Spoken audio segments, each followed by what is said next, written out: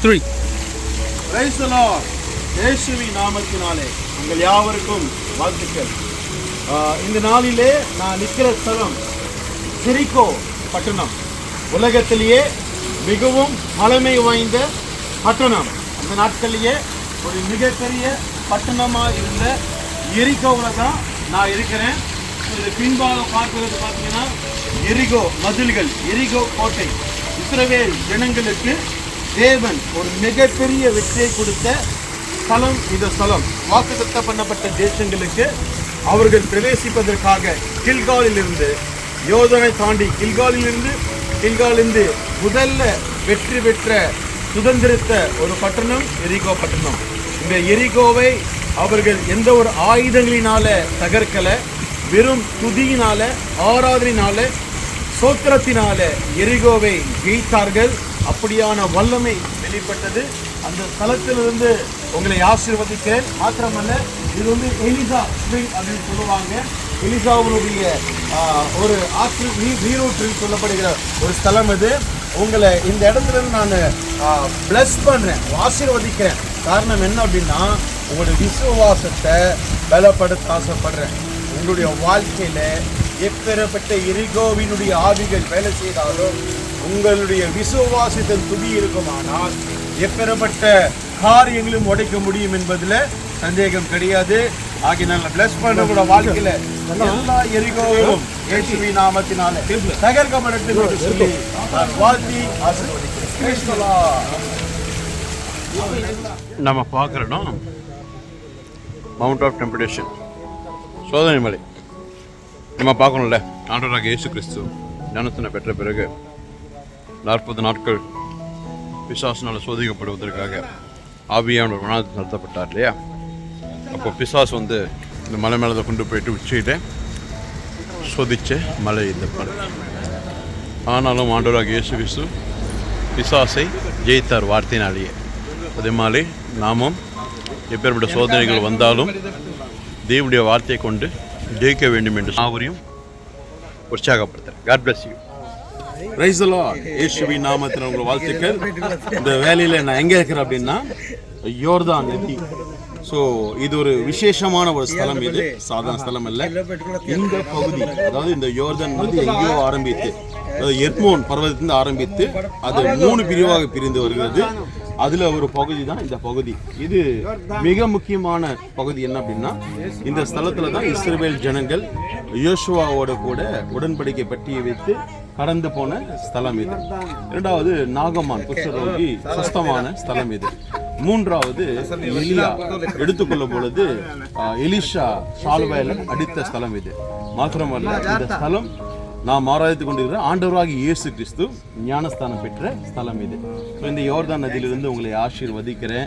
உங்களோட வாழ்க்கையில் காணப்படுகிற எல்லா யோர்தான் ஆவிகளிலிருந்து தேவன் விடுதலை கொடுத்து ஒரு விசேஷமாக இயேசுவா காலத்தில் ஜெயத்தை கொடுத்தது போல, நாகமான் காலத்தில் விடுதலை கொடுத்தது போல, எலிஷா காலத்தில் அபிஷேகம் ரெட்டிப்பாய் வந்தது போல, ஆண்டவராகிய இயேசு கிறிஸ்துவின் காலத்தில் மரணத்தை ஜெயித்தது போல உங்களுடைய வாழ்க்கையிலும் ஒரு பெரிய காரியம் நடக்க வேண்டும் என்று சொல்லி இயேசுவின் நாமத்தினாலே உங்களை ஆசீர்வதிக்கிறேன். God bless you. இதுதான் யோர்தான் நதி. அதே ஸ்தலத்தில் நாம் இருக்கிறோம். இந்த ஸ்தலத்திலிருந்து உங்களை நான் பிளஸ் பண்ணுறேன் யோர்தானுடைய நதி மூலமாக. God bless you.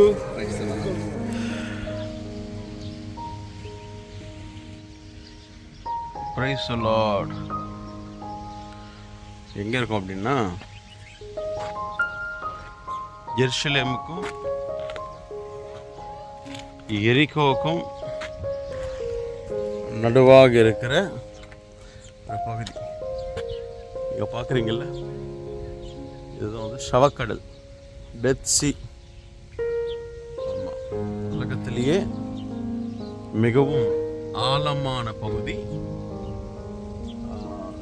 சமுத்திரத்தினுடைய அண்டத்திலிருந்து 1450 அடி கிட்டத்தட்ட குறைவான ஒரு பகுதியில் தான் இருக்கும். இப்போ நாங்கள் இருக்கிற இடம் கூட பார்த்திங்கன்னா உலகத்திலே மிகவும் ஆழமான ஒரு பகுதியில் தான் நாங்கள் இருக்கிறோம். கடல் மட்டத்திலிருந்து கிட்டத்தட்ட 1500 அடி கீழே நாங்கள் வட்டத்தில் இருக்கிறோம். சரி, இந்த பகுதி மிக்க மகிழ்ச்சி. இவ்வளோ ஒரு பிரமிக்கத்தக்க இயற்கையை உருவாக்கியிருக்காரு நம்ம ஆண்டவராகிய இயேசு கிறிஸ்து. ஸோ இந்த டெத் சீல தான் இன்றைக்கி என்ன பண்ண போகிறோம் அப்படின்னா, மீனை பிடிச்சி பாபிக்யூ பண்ணி கொடுக்க போகிறாங்க எங்களுக்கு. ஸோ நீங்களும் ஆயத்தமாக இருங்க. God bless you. நான் கடந்த வரும் பொழுது நல்லா குளிச்சதுனால நான் இன்ட்ரெஸ்ட் எடுக்கல. எரிகோ பட்டணத்தில் இந்த பழங்கள் ரொம்ப ஃபேமஸ். பாருங்களேன் எப்படி அதை பாதுகாத்து வச்சிருக்கிறாங்க.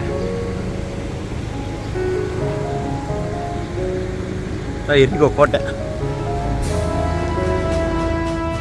யோர்தானை கடந்தோ எரிகோவை சூழ்ந்தோ, யோர்தானை கடந்தோ எரிகோவை சூழ்ந்தோ, ஜெயங்கொடுத்தாரே அவரை துதித்திடுவோமே,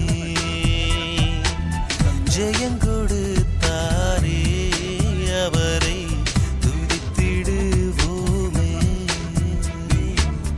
அல்லேலூயா அல்லேலூயா.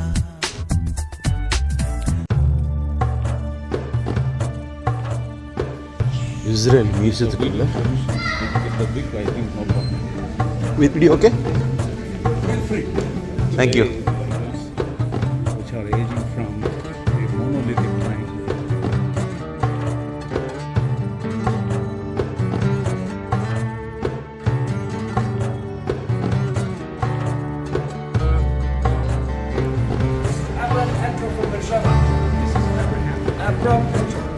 ஒரு பயன்படுத்தின ஆயுதம்.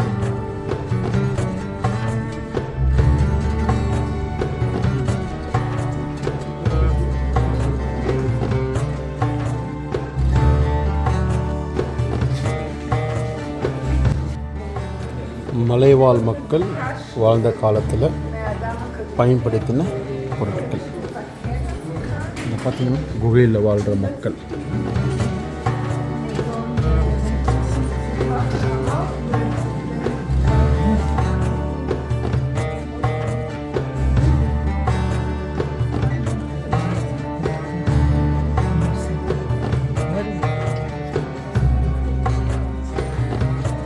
From 6,500 years ago, and they found it in Kadesh Barnea. Kadesh Barnea, remember, which is in south? Yeah. So this was private collection of what is his name? This guy, he was a Israeli defense minister. What is the guy with the Yeah, he is Moshe Dayan. Moshe Dayan? This was his private collection. After he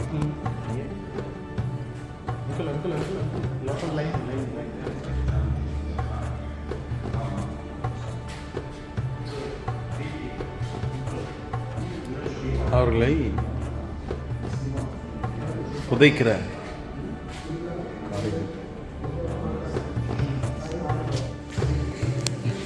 யோதர்கள் சிதறி போய்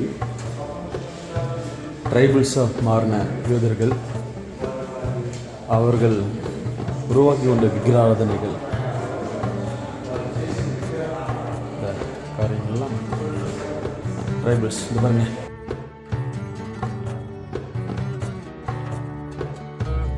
யூதர்களில் tribals வந்து இப்படி இருந்திருப்பாங்கன்றத அவங்க உருவாக்கி கொண்ட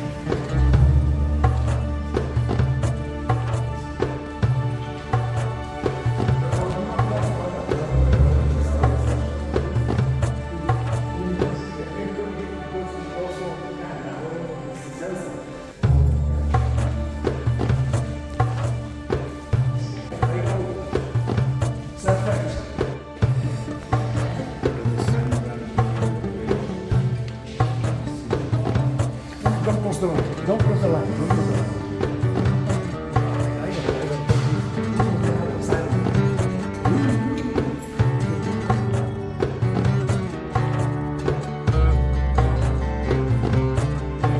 This is a posture.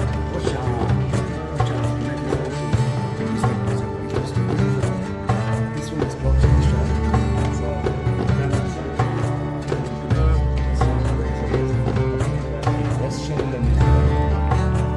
రోత్షైల్డ్ family Israel దేశంలో ఉన్న భూభాగాల్ని చాలా వరకు వాళ్ళ ఫండ్స్తోనే కొన్నారు. ఇక్కడ హాస్పిటల్స్ కానీ పెద్ద పెద్ద ఇన్స్టిట్యూషన్స్ అన్నిటినీ ఈ రోత్షైల్డ్ ఫ్యామిలీ వాళ్ళే కొన్నారన్నమాట. అయితే ఈ రూమ్ని ఇజ్రాయెల్ మ్యూజియంకి స్పెషల్గా డొనేట్ చేశారు. సో వాళ్ళ స్థాయికి తగినట్టుగానే డొనేట్ చేసినట్టుగా కనపడుతున్నట్టయితే ఎంత బాగుందో అసలు. వీడియో యూదులు பயன்படுத்தின జ్యువెలరీ.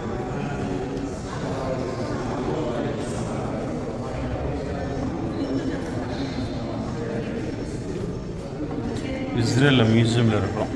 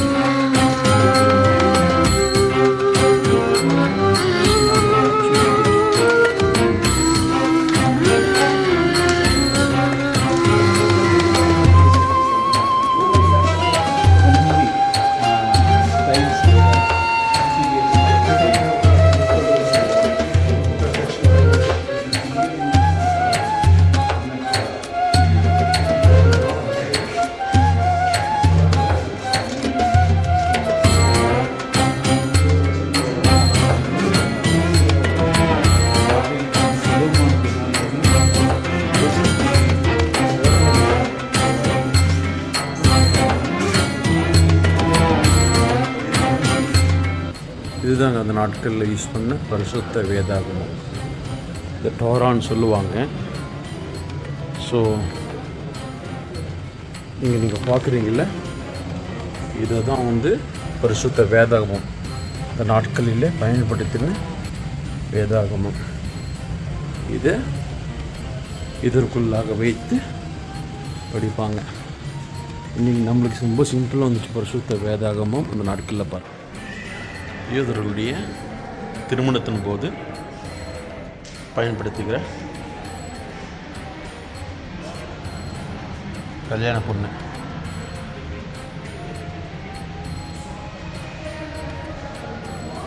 மாப்பிள்ளை யூதர்களுடைய டென்ட் ஹவுஸ்.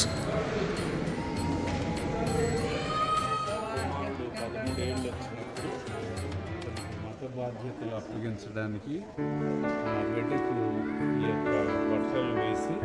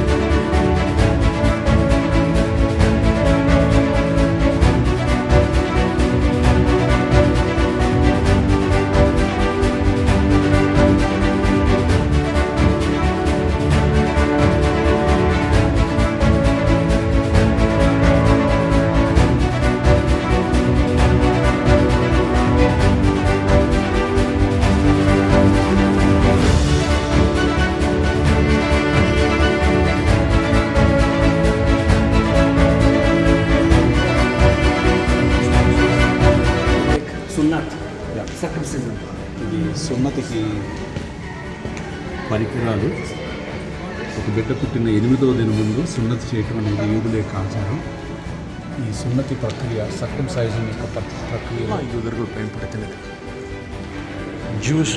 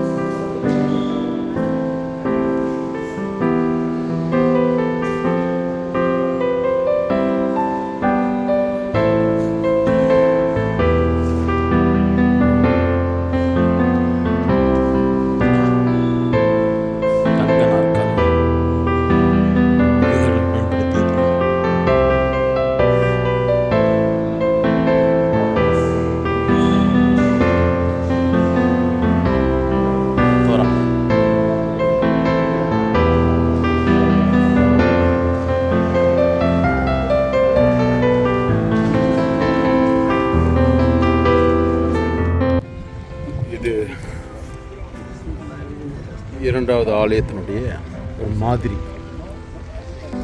வைத்திருக்கிறாங்க. செகண்ட்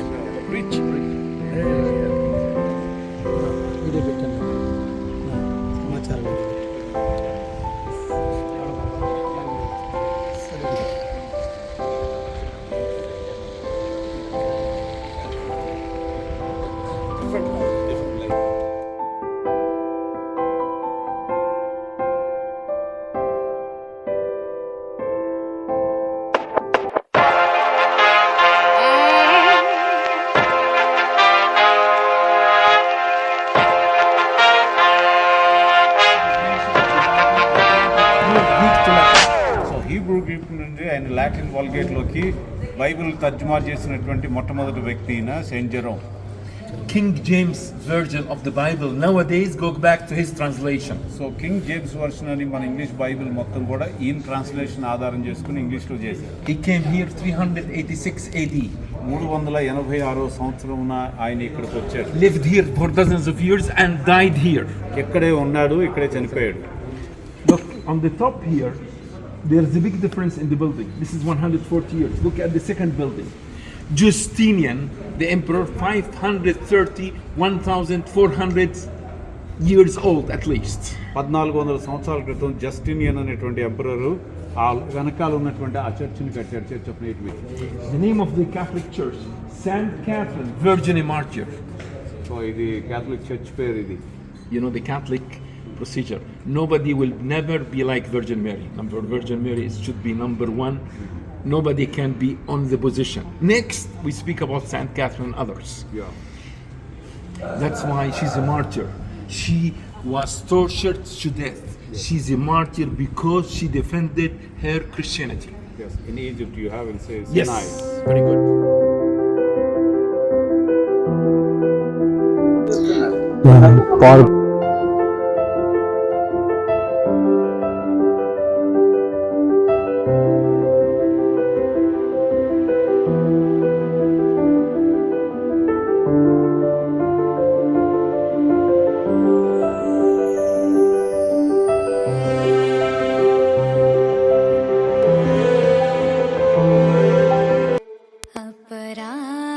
இயேசு கிறிஸ்துவை சிலுவையை சுமக்க வைத்த இடம் கபாத்தா எனப்படுகிற ஸ்தலம்.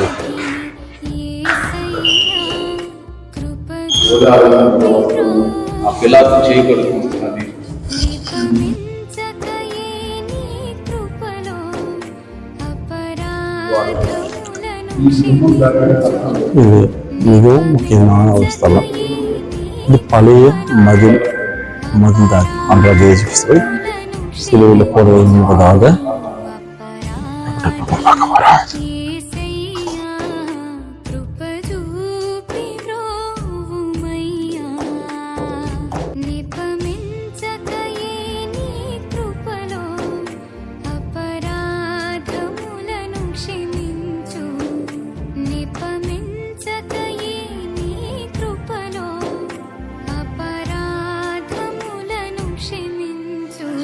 கர்த்தருடைய மகா கிருபையினாலே இன்னைக்கு ஒலிவ மலை, கெத்செமனே தோட்டம், அப்படியே கொல்கதா மலை, ஆண்டவராக இயேசு கிறிஸ்துவை அடக்கம் பண்ண ஸ்தலம் இதெல்லாம் முடித்து ஆண்டவராக இயேசு கிறிஸ்துவை எங்க அடக்கம் பண்ணாங்களோ அதே தோட்டத்துல பரிசுத்த திருவிருந்து எடுக்க தேவனுக்கு கிருபைக்கு பாராட்டி இருக்க பெரிய பாக்கியம். எருசலேம் தேசத்துல ஆண்டவராக இயேசு கிறிஸ்து அடக்கம் பண்ண பகுதியில பரிசுத்த திருவிருந்து எடுக்க தேவன் பாடின கிருபைக்காக நான் தேவனை சோதரிக்கிறேன். இந்த எருசலேம் தேசத்திற்கு பணம் இருந்தால் வந்துட முடியாது. தேவனுடைய கிருபை இருக்கணும். இந்த தேவனுடைய கிருபை இந்த நாளிலே இதை பார்த்து கொண்டிருக்கிற யாவருக்கும் உண்டாகட்டும் என்று சொல்லி நான் வாழ்த்துகிறேன், ஆசீர்வதிக்கிறேன். Praise the Lord. ஆண்டவராகிய இயேசு கிறிஸ்து காலத்துல இதை பாக்குறீங்க பாத்தீங்களா, இந்த இடத்துல தான் திராட்சை பழங்களை இதுல கொண்டு வந்து போட்டு அதுல மிதித்து அதுல ஒரு திராட்சை ரசத்தை தான் இங்க எல்லாமே இது பண்ணுவாங்க. ஸோ இது எங்க இருக்கு அப்படின்னா சரியா ஆண்டவராகிய இயேசு கிறிஸ்துனுடைய கல்லறைக்கு முன்பாக இருக்குது. இதே போல ஆண்டவராகிய இயேசு கிறிஸ்து என்ன பண்ணிருக்கிறாங்க, அந்த ஸ்தலத்துலதான் இருக்கிறேன். அவர் இங்கே இல்லை, புரட்டி தள்ளப்பட்ட கல் அவருடைய கல்லறை. ஆண்டவராகிய இயேசு கிறிஸ்துவை அடக்கம் பண்ணப்பட்ட ஸ்தலத்துக்குள்ளாய் கடந்து போகிறோம்.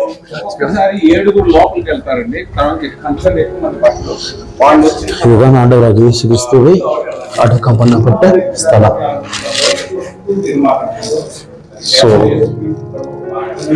இதுதான் இயேசு பரிசுத்த வேதாகமத்தில் சொன்ன பிரகாரமாக தான் சொன்னபடியே உயிர்த்தெழுந்தார். இயேசு இங்கே இல்லை, அவருடைய கல்லறை இது.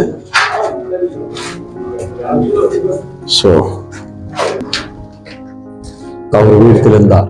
Praise the Lord. இப்ப நம்ம இருக்கிற ஸ்தலம் கொல்கதா மலை.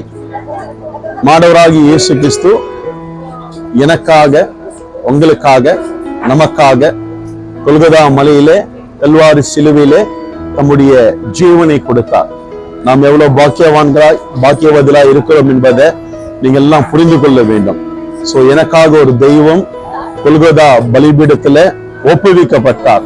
இன்னைக்கு இது பார்த்து கொண்டிருக்கிற நீங்களும் அவருடைய வருகை சமயமா இருக்கிறபடினாலே ஆயத்தப்பட வேண்டும் என்று சொல்லி இந்த கொல்கதா மலையிலிருந்து உங்களை ஆசீர்வதிக்கிறேன். God bless you. Praise the Lord.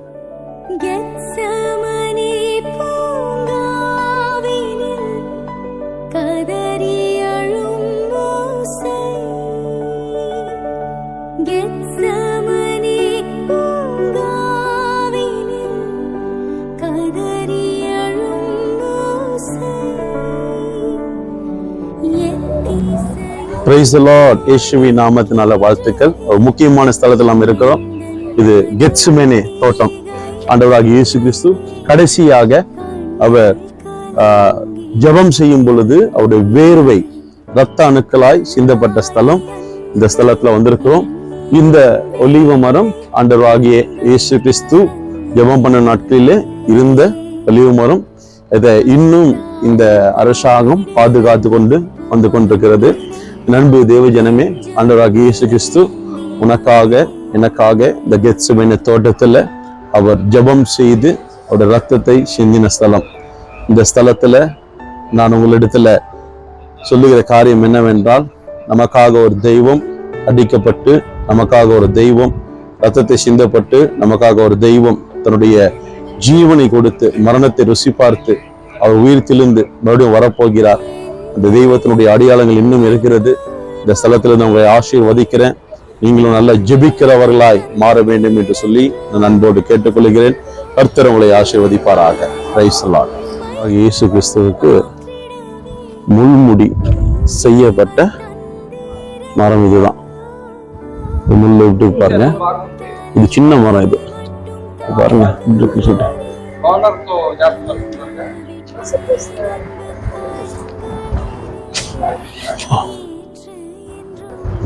எனக்காக அவர் முள்முடி சூட்டப்பட்டார். நீங்களும் விசுவாசிக்கிறீங்களா? உங்களுக்காக சூட்டப்பட்டார் முள்முடின்னா இன்னிலிருந்து அந்த இயேசுக்காக வாழ்வேன் வைராகியமா இந்த தீர்மானத்துக்கு வரணும். Plus praise the Lord. ஆண்டவராகிய இயேசு கிறிஸ்து ஒலிவ மலையிலிருந்து பருத்துகளில் எடுத்துக்கொள்ளப்பட்ட ஸ்தலம் இது. ஸோ மறுபடியும் ஆண்டவராகிய இயேசு கிறிஸ்து இதே ஸ்தலத்துக்கு வரப்போகிறார். அந்த ஸ்தலத்தில் தான் நாங்கள் இருக்கிறோம். பரிசுத்த வேதாகமத்தில் எழுதப்பட்டவைகளை இந்த இடத்துல நாங்கள் இருக்கிறோம். கர்த்தர் ஆசீர்வதிப்பாராக.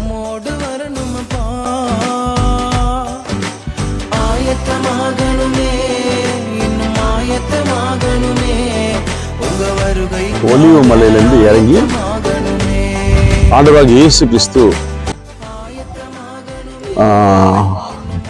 எருசலேம் வீதியில நடந்தார் இல்லையா, அந்த வீதியில நாங்கள் நடந்து கொண்டிருக்கிறோம். ஸோ இங்க பாருங்க, இது தேவாலயம். இந்த ஒலிவ மரத்து கீழே இருக்கிறதெல்லாம் சமாதிங்க, கல்லறைகள். இங்க ஃபுல்லா பாத்தீங்க அப்படின்னா ஃபுல்லா சமாதிங்க. ஒலிவ மரத்து கீழே சமாதிகள் எல்லாம் இருக்கும். பல கோடி ரூபாய்களில் போகுது இந்த கல்லறைகள். இது என்ன விஷயம் அப்படின்னா, பரிசுத்த வேதாகமத்தில் சொல்லப்பட்டிருக்கு இல்லையா, ஒலிவ மரத்திலிருந்து அவர் மரத்துக்கு எடுத்துக்கொள்ளப்பட்டார். மறுபடியும் அவர் அதே ஒலிவ மரத்து மேல வந்து நிற்க போகிறார். அப்பொழுது மருத்துவர்கள் முதலாவது எழுந்திருப்பார்கள் சொல்லப்பட்ட வார்த்தைப்படி இந்த ஒலிவ மரத்து கீழேயே நிறைய பேர் நம்ம இருக்கிறாங்க, சமாதிகளை வைத்திருக்கிறாங்க. ஸோ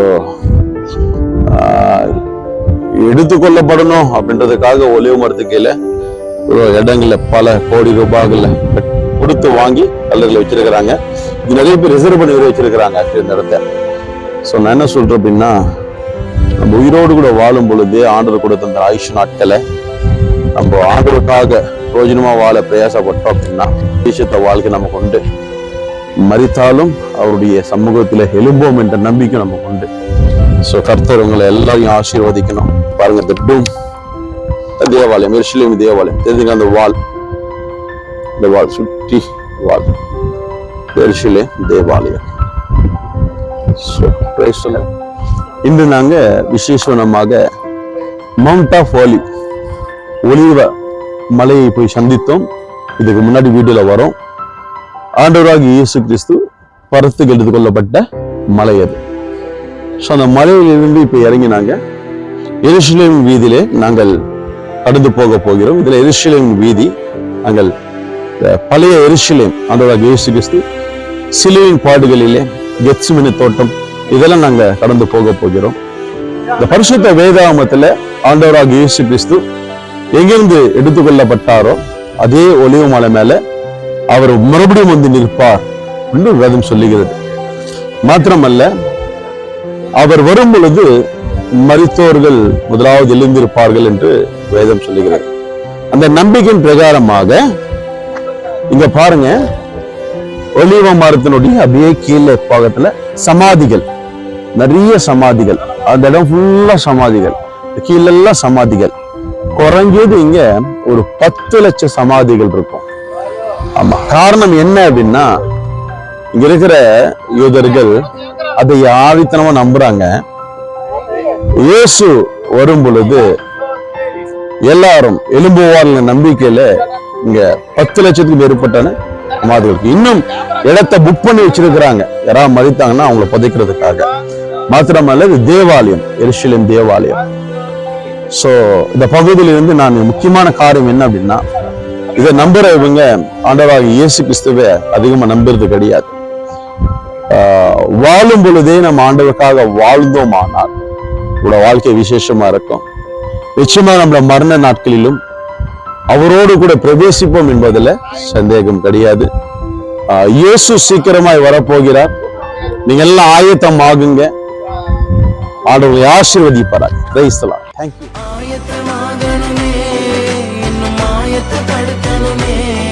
இந்த உலகையில் ஆதாயப்படுத்தணுமே, உமக்காக இந்த உலகையில்